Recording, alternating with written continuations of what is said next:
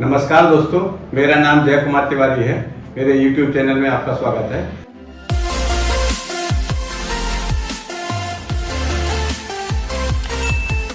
दोस्तों, मैं department of housing and urban planning government of Uttar Pradesh से रिटायर्ड असिस्टेंट इंजीनियर हूँ।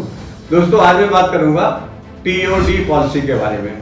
Transit oriented policy. दोस्तों, अभी कुछ दिन पहले अगर आपने लखनऊ के समाचार पत्रों में देखा होगा तो लखनऊ विकास प्राधिकरण के VC का एक स्टेटमेंट आया था कि अब आप मेट्रो रूट के किनारे दोनों तरफ 500 मीटर की चौड़ाई में गगनचुंबी इमारतें भी बना सकते हैं। तो इस पॉलिसी के अंतर्गत ऐसा क्या है कि आप गगनचुंबी इमारतें भी देख पाएंगे या बन पाएंगी मेट्रो स्टेशन के दोनों तरफ। दोस्तों, TOD पॉलिसी का मतलब हुआ ट्रांजिट ओरिएंटेड पॉलिसी। ये वो पॉलिसी है जिसके अंतर्गत उत्तर प्रदेश सरकार ने 10 सितंबर 2022 को सस्टेनेबल सिटी डेवलपमेंट सेंटर्स के रूप में शहर को विकसित करने के लिए ट्रांजिट नोड्स पर कैसे विकास किया जा सकता है, इसके लिए इस पॉलिसी को लागू किया था। दोस्तों, इस पॉलिसी के लाभ क्या हैं, मैं पहले ये बता देता हूं ताकि आप समझ पाएं कि गवर्नमेंट ने ये पॉलिसी लॉन्च करने का मन बनाया तो आखिर पब्लिक के लिए किस काम आएगी। दोस्तों, इस कॉरिडोर के दोनों तरफ जब 500 मीटर में सस्टेनेबल सिटी डेवलपमेंट सेंटर्स बनाए जाने की प्रक्रिया प्रारंभ हो जाएगी या शुरू हो जाएगी, सिटी डेवलपमेंट सेंटर्स बन सकते हैं, तो उस क्षेत्र में इकोनॉमिक ग्रोथ होगी। वहां पर जो आर्थिक ग्रोथ है वो आम लोगों तक पहुंच पाएगी। रियल एस्टेट की कीमतों में वृद्धि होगी और जब ट्रांजिट नोड्स के आसपास 500 मीटर के क्षेत्र में हाई राइज बिल्डिंग्स बन पाएंगी, तो इसका मतलब ये हुआ कि सरकार इन ट्रांजिट नोड्स पर TOD पॉलिसी के अंतर्गत FAR में वृद्धि करने वाली है। सरकार यहाँ पर FAR बढ़ाएगी जिससे कि रियल एस्टेट में वर्टिकल ग्रोथ की भी वृद्धि होगी। दूसरा, इसमें पॉल्यूशन कम होगा, घरेलू जो खर्चा है शहरी यात्रा पर वो कम होगा। लोग एक स्थान से दूसरे स्थान तक मेट्रो रेल स्टेशन के माध्यम से, मेट्रो ट्रेन के माध्यम से जा सकेंगे और शहरी भूमि का इष्टतम प्रयोग हो पाएगा। अधिक से अधिक प्रयोग जो शहरी भूमि का है वो हो पाएगा और लोगों के आवागमन में, यातायात में गतिशीलता में वृद्धि होगी। ये कुछ प्रमुख बिंदु थे जो हम जोड़ सकते हैं कि अगर हमारे शहर में मेट्रो रेल के दोनों तरफ 500 मीटर की चौड़ाई में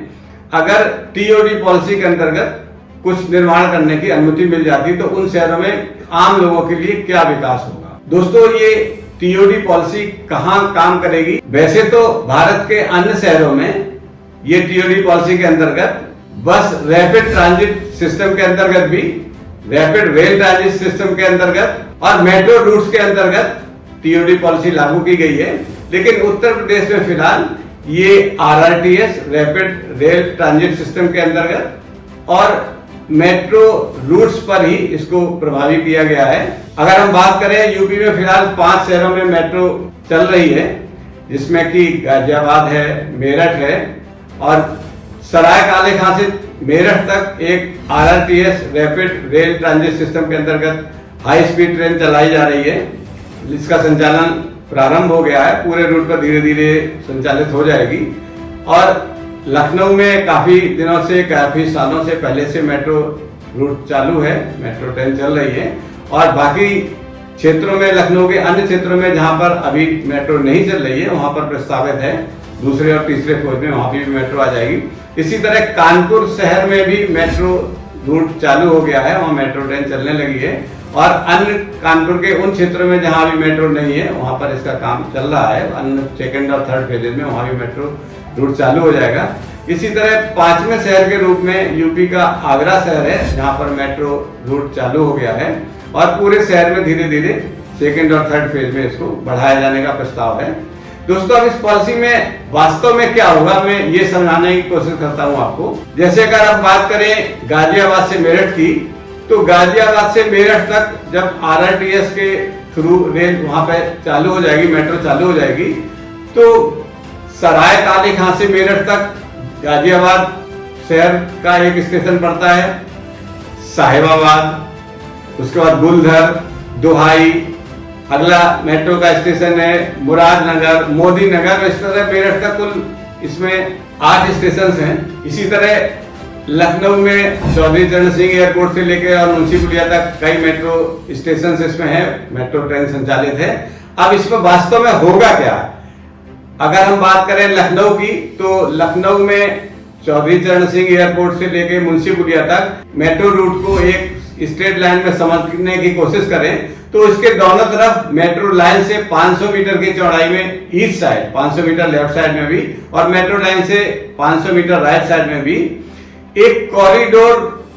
का प्रस्ताव रखा जाएगा। इस कॉरिडोर के अंतर्गत जो भी बिल्डिंग्स हैं उनका भू उपयोग मिश्रित भू उपयोग के अंतर्गत कर दिया जाएगा। इस पॉलिसी के अंतर्गत मिश्रित भू उपयोग में भवन आवासीय प्रयोग के लिए भी एक ही भवन में निर्माण किया जा सकता है, उसी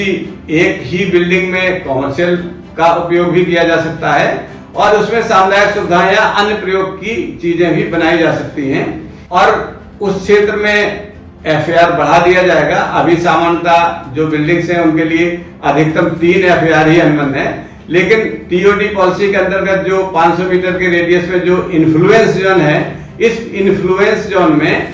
5 एफआईआर तक किए जाने का प्रस्ताव है। अगर 5 एफआईआर हो जाता है और एक ही बिल्डिंग में मिश्रित भूपयोग आपको मिल जाता है तो काफी सहूलियत हो जाएगी और जो लाभ हमने आपको पहले डिस्कस किए उन लाभों तक शहर को पहुंचाया जा सकता है। अब बात करते हैं कि इसमें कठिनाई क्या आने वाली है। दोस्तों, हम बात करें कि जो भी निर्माण शहर में अनुबंध किए जाते हैं, जिनका नक्शा पास किया जाता है, उनको अभी बिल्डिंग बायलॉज के जोनिंग रेगुलेशंस के अंतर्गत जो प्रावधान है उनके अंतर्गत किया जाता है। तो अगर हम टीओडी पॉलिसी के अंतर्गत एफआईआर बढ़ा रहे हैं तो हमें जोनिंग रेगुलेशंस के अंतर्गत इनके प्रावधान करने पड़ेंगे और उसके साथ ही जो मानचित्र स्वीकृति की प्रक्रिया है उसमें थोड़ा सा इस समय विकास प्राधिकरणों में जो क्रिया चल रही है, समय लगने की संभावना ज्यादा रहती है। तो कुछ ऐसा संशोधन करना पड़ेगा कि समय कम लगे ताकि ये टीओडी पॉलिसी इस तरह से लोगों के पास तक पहुंच पाए कि इसका इष्टतम उपयोग हो पाए। दूसरा, अभी जो पॉलिसी में प्रोविजंस है वो ये हैं कि जहां मेट्रो रूट उपलब्ध है वहां पर ये टीओडी पॉलिसी के अंतर्गत इन्फ्लुएंस जोन शामिल किया जाएगा। लेकिन ऐसे मान के चलिए, अगर लखनऊ की बात करें या गाजियाबाद की बात करें कि अगर लखनऊ में चौधरी चरण सिंह एयरपोर्ट से मुंशी पुलिया तक अभी मेट्रो चालू है, इसको इन्फ्लुएंस जोन इसके दोनों तरफ 500 मीटर तक मानते हैं, तो यहाँ पर जो बिल्डिंग्स पहले से बनी हुई हैं उन परिस्थितियों में क्या उन बिल्डिंग्स के अंतर्गत 5 एफआईआर दोबारा दिया जाना संभव है या नहीं है? वहां पर कोई पुरातत्व विभाग से संरक्षित अगर स्मारक है तो उसकी एनओसी लेनी पड़ती है। 5 एफआईआर तक जो बिल्डिंग बनेगी उतनी ऊंचाई तक वो संरक्षित स्मारक के प्रभाव की वजह से पुरातत्व विभाग एनओसी देगा या नहीं देगा, बिल्डिंग बन पाएगी या नहीं बन पाएगी। इसके अलावा ये भी सोचना है कि जहां पर पहले मेट्रो रूट बना हुआ है, मेट्रो ट्रेन चल रही है, उन स्थानों पर पहले से विकास हो चुका है, घनी आबादी वाले क्षेत्र हैं, तो क्या ऐसा स्थान मिल पाएगा इन्फ्लुएंस जोन में कि टीओडी पॉलिसी के अंतर्गत हम 5 एफआईआर तक की बिल्डिंग का सफलतापूर्वक बना पाएंगे इन प्रावधानों के अंतर्गत? और जहां अभी स्थान खाली है, जैसे कि अगर हम लखनऊ की बात करें, अयोध्या रोड पर आगे बढ़ते हैं, तो वहां पर अभी मेट्रो स्टेशन बने नहीं है, मेट्रो लाइन चालू नहीं है खाली स्थान पर। तो मेट्रो लाइन जब चालू नहीं है, वहां अभी प्रावधान नहीं है, तो टीओडी पॉलिसी वहां पर लागू नहीं है। जब टीओडी पॉलिसी लागू नहीं है तो फिर उसके प्रावधान के अंतर्गत बिल्डिंगों का प्रस्तावना कैसे दी जा सकती है, उस तरह के 5 एफआईआर वहां कैसे मिल सकते हैं? और जहां पहले से मेट्रो लाइन चालू है वहां पर बिल्डिंग पहले से बनी हुई है, उन परिस्थितियों में जैसे अभी बात करें विभिन्न कारणों की वजह से क्या हम 5 एफआईआर ले पाएंगे या नहीं ले पाएंगे? स्वीकृति की प्रक्रिया में कितनी और तरह की एनओसी लेनी पड़ती है, वो सारी एनओसी मिल पाएंगी या नहीं मिल पाएंगी? तो हम कितने सफल हो पाएंगे, ये थोड़ा भविष्य पे प्रश्न चिन्ह है, भविष्य बताएगा। लेकिन ये पॉलिसी बहुत अच्छी है अगर हम इसको मैच्योर कर पाए या गवर्नमेंट इसमें थोड़ा शिथिलीकरण कर दे। जहां पुराने निर्माण बने हुए हैं पहले से, उन निर्माणों के लिए जो एनओसी लेनी है 5 एफआईआर तक के लेने के लिए, या पुरातत्व विभाग से एनओसी लेनी हो या किसी गवर्नमेंट का कोई हाई सिक्योरिटी जोन का एरिया आ रहा हो, वहां पर वो 5 एफआईआर तक की बिल्डिंग कैसे बन पाएगी, इसके लिए कोई एनओसी लेनी हो, तो इस संबंध में भी गवर्नमेंट को थोड़ा शिथिलीकरण करना चाहिए। ये जो बिंदु थे ये इस टीओडी पॉलिसी की सफलता में प्रश्न चिन्ह है। इस पर सरकार को ध्यान देना चाहिए। एक बात मैं और करना चाहूंगा लखनऊ के संदर्भ में कि लखनऊ में अभी पिछले कुछ दिनों बहुत तेजी से असमंजस की स्थिति चल रही थी। उत्तर प्रदेश आवास एवं विकास परिषद ने लखनऊ की इंदिरा नगर योजना है, उत्तर प्रदेश आवास विकास परिषद ने लखनऊ की राजाजीपुरम योजना में काफी अवैध निर्माणों के खिलाफ कार्रवाई एक थोड़े समय में की थी। मतलब बहुत सारे चालान कर दिए, उसमें सील कर दिए और अवैध निर्माणों को तोड़ने की नोटिस जारी कर दी। इसमें वहां रहने वाले जो लोग जिन्होंने आवासीय में कॉमर्शियल बिल्डिंग्स बना रखी है, मार्केट बना रखे हैं, या कुछ लोगों ने वहां पर मैरिज लॉन बना रखे हैं, हॉस्पिटल बना रखे हैं और नर्सिंग होम बना रखे हैं और स्कूल्स बना रखे हैं, तो उन स्थलों पर ये टीओडी पॉलिसी किस तरह काम करेगी या नहीं करेगी इसके बारे में भी अभी स्थिति स्पष्ट नहीं है। लेकिन